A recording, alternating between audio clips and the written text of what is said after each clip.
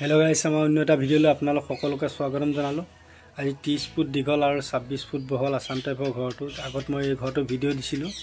Video' দিওঁতে কমেন্টত জনাই আছিল টিং কাট কিমান লাগিব খৰচাটো কমেন্টত কৈ আছিল আৰু তাৰ ওপৰত ভিত্তি কৰি এই ভিডিঅ'টো বনাইছো। ভিডিঅ'টো চাব প্ৰথম পৰা শেষলৈকে চাই এটা লাইক কৰি আমাৰ চেনেলটো সাবস্ক্ৰাইব কৰি দিব। মই ৰুম কেটাও দেখুৱাম আকৌ এবাৰ আৰু টিংখিনি কিমান খৰচা হৈছে মই সম্পূৰ্ণখিনি আপোনালোকক জনাই দিম। টিং কিমান পাত কেখন খাইছে আৰু কাঠ কিমান কেবি খাইছে আৰু টিংখিনি কিমানকৈ আনিছো আমি স্কোয়াৰ ফুটত জিন্দাল টিং আনিছো আপোনালোকক জনাই দিম। ভিডিঅ'টো প্ৰথম পৰা শেষলৈকে চাব চাই এটা লাইক কৰি আমাৰ চেনেলটো সাবস্ক্ৰাইব কৰি দিব। আগলৈ এনেকুৱা নতুন নতুন ভিডিঅ'বোৰ পাই থাকিব। আহক মেইন ভিডিঅ'টোৰ মাজলৈকে আগবাঢ়ি যাওঁ। এয়া ঘৰটো ফ্ৰণ্ট সাইড ৰঙা টিং লগোৱা হৈছে আৰু জিন্দাল টিং লগাইছে আৰু বাছবোৰ্ডটো আমি টিঙৰ পৰা কাটি পেলাই লগাইছো। চাওকচোন ভাল লাগিছে নাই জনাব। আৰু সন্মুখতে ষ্টেপটোত চৰাখন হ'ব, ষ্টেপটোত পানী নপৰাকৈ। ঘৰটো ফ্ৰণ্ট সাইডটো বহল আছে 26 ফুট আৰু দীঘল আছে 30 ফুট। এই দেখিছেনে এইটো সাইড আছে দীঘলটো 30 ফুট আছে আৰু সাজাবিলাক আমি হেণ্ড লগাই দিছো। সাজাবিলাক গোবৰ চবৰ আৰু ইয়াৰ ওপৰত মানুহ উঠিলেও কিবা কৰিলেও সাজাখন কোনোদিন হালি নাহে সেইটো কাৰণে এনেকৈ দিছো। আৰু এইপিনে ৰুম আছে দুটা 12-13 এটা পাৰ্টত আৰু এখন বাৰান্দা আছে। সিটো পাৰ্টত দুটা আছে ৰুম, 4টা ৰুম আৰু এখন বাৰান্দা। মই বাহিৰতো দেখুৱাই আপোনালোকৰ ভিতৰতো দেখুৱাই আছো। ভিডিঅ'টো স্কিপ নকৰাকৈ প্ৰথমৰ পৰা শেষলৈকে চাই থাকক।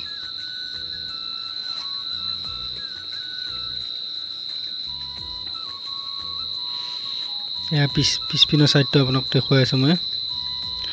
এইটো পিছপিনৰ সাইড দুখন খিৰিকী দিয়া আছে দুপাল্লা আৰু পিছপিনে সাজাখিনি আমি অলপ বেলেগ কৰি ঢলা হৈছে আৰু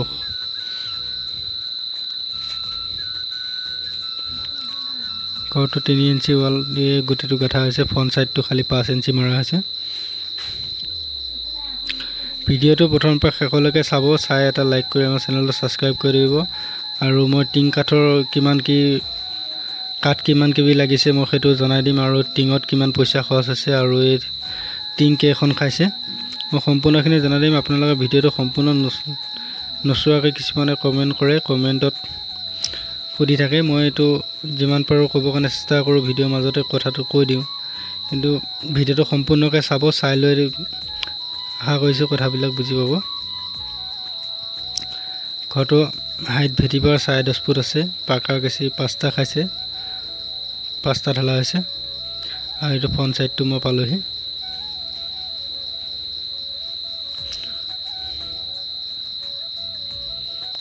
এখন শ্বটখন হ'ব বুলি কৈছিলে যে এইটোত শ্বটখন হ'ব। বৰ্তমান পোষ্টকেইটা ভেটি লেভেললৈ গাঠা হৈ আছে।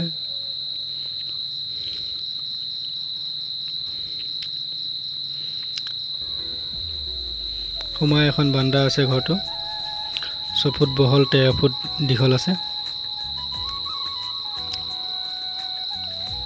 এনেকৈ 13 ফুট আছে।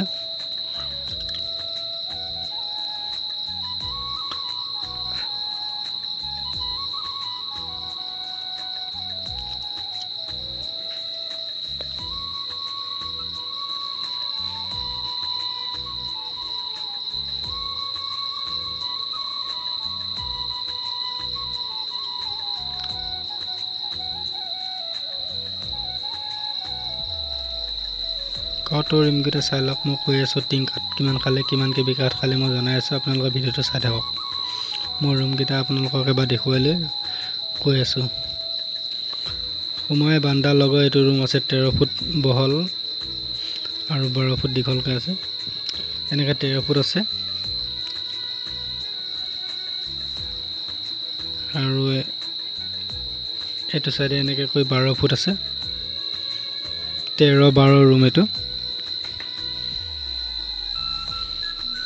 বাৰান্দাৰ লগৰ ৰুম এইটো।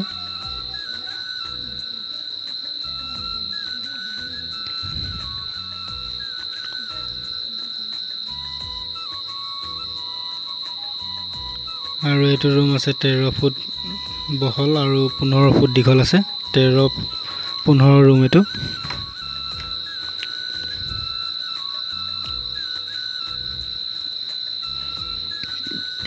খিৰিকী 4 পাল্লা এখন দিয়া হৈছে এই ৰুমটোত।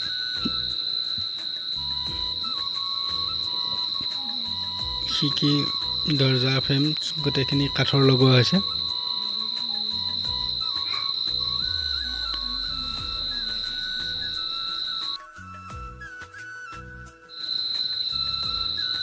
আৰু এয়া দেখিছেনে, মই দেখুৱাই আছোঁ আপোনালোকে চাই থকা ভিডিঅ'টো প্ৰথম পৰা শেষলৈকে চাই এটা লাইক কৰিব, আমাৰ চেনেলক ছাবস্ক্ৰাইব কৰি দিব, আগলৈ এনেকুৱা ঘৰৰ ভিডিঅ'বোৰ পাই থাকিব।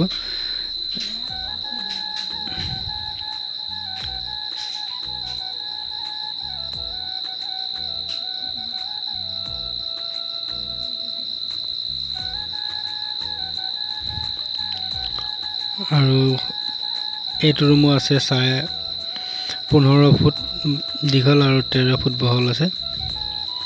এইটো ৰুম 13-15 দুটা ৰুম আছে ঘৰটোত। এনেকৈ 15 ফুট আছে আৰু এই চাজাখন থকা ছাইডটোত আছে 13 ফুট আৰু এইটো ৰুমত এখন চাজা দিয়া আছে।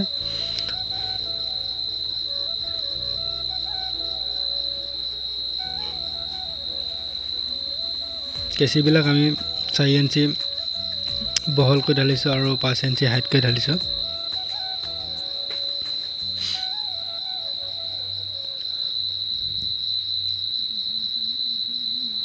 দেখিছেনে, লিণ্টাৰবিলাক চব ভিতৰৰ পিনে প্লেন ঢালিছোঁ আৰু বাহিৰৰ পিনে বিটটো উলিয়াই দিছোঁ।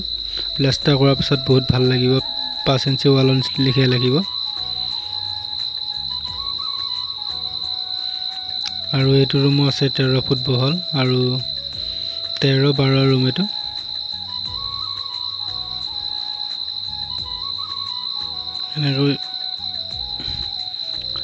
এনেকৈ 13 ফুট 12 ফুট আছে আৰু এইটো চাইডে এনেকৈ 13 ফুট আছে আৰু এইটো ৰুমতো এখন চাজা ঢালিছোঁ।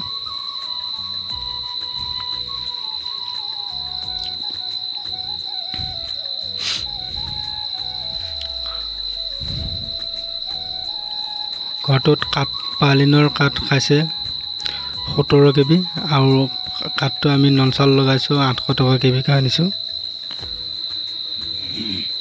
ননচাল পাহাৰৰ কাঠ লগাইছোঁ। এইটো টিংটো আমি আনিছোঁ সোণাপুৰৰ পৰা আৰু জীৱন ক্ষেত্ৰৰ ওচৰৰ পৰা আনিছোঁ। সোণাপুৰ আমাৰ মৰিগাঁৱত টিঙৰ ৰেটটো বেছি হয় আৰু টিংটো স্কুৱাৰ ফুট অনা গৈছে 115 টকাকৈ। নিজৰ গাড়ী ভাড়া দি আনিও পইচাটো বহুত বাচিছে।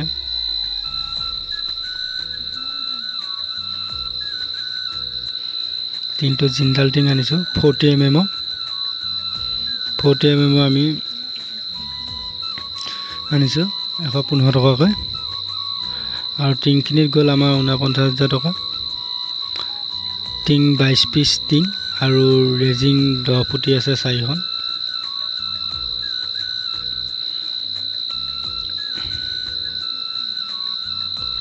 কাঠটো 17 কেবি। আপোনালোকৰ কেনেকুৱা কাঠ লগাই 17 কেবি লাগিব এই ঘৰ, ইমানটো ঘৰ হ'লে 26 ফুট আৰু 30 ফুট দীঘল হ'লে 17 কেবিত কাঠত কিমানকৈ কিনে সেইটো আপোনালোকৰ নিজৰ বিবেচনাত কাঠ লৈ দাম কম বেছি থাকে, সেইটো কাৰণে মই কাঠৰ দামটো কোৱা নাই। বৰ্তমান আমি 800 টকাকৈ লগাইছোঁ ইয়াতে। 40 mm টিং লগাইছোঁ দেই। দেখিছেনে, টিংটো মই দূৰৰ পৰা আকৌ দেখুৱাই দিছোঁ ঘৰৰ ওপৰৰ ছালখন।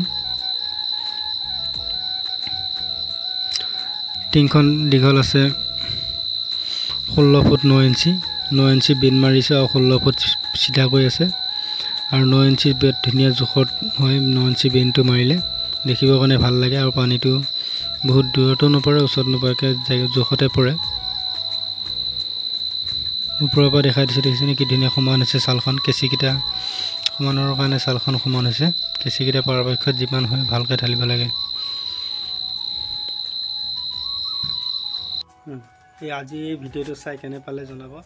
আশা কৰিছোঁ ভিডিঅ'টো সম্পূৰ্ণকৈ চাইছে আৰু হিচাপটো নিশ্চয় বুজি পাইছে। আহক আজি ভিডিঅ'টো ইমানটো সমাপ্ত কৰিছোঁ।